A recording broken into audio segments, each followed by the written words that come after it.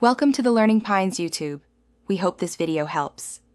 You start by mounting Google Drive so your Colab session can read and write files directly.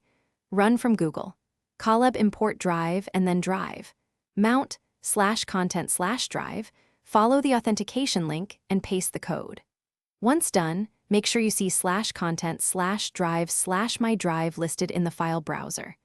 That connection is the only reliable bridge between Colab's ephemeral VM and persistent drive storage, so get it authorized now before creating or saving anything important. Next, save the notebook itself and any outputs into Drive. Use the menu, File, then save a copy in Drive to create a drive-based IPINB that ensures autosave. Alternatively, save files programmatically by copying them into /content/Drive/my drive with shell commands like cp output, csv/content/Drive/my drive/folder/.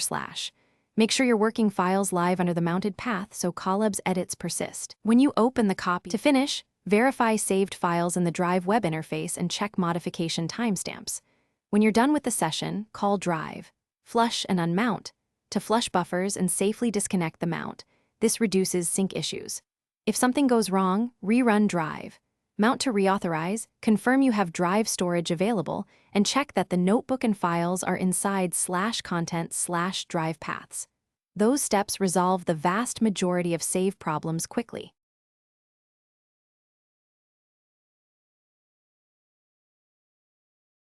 Thanks for watching.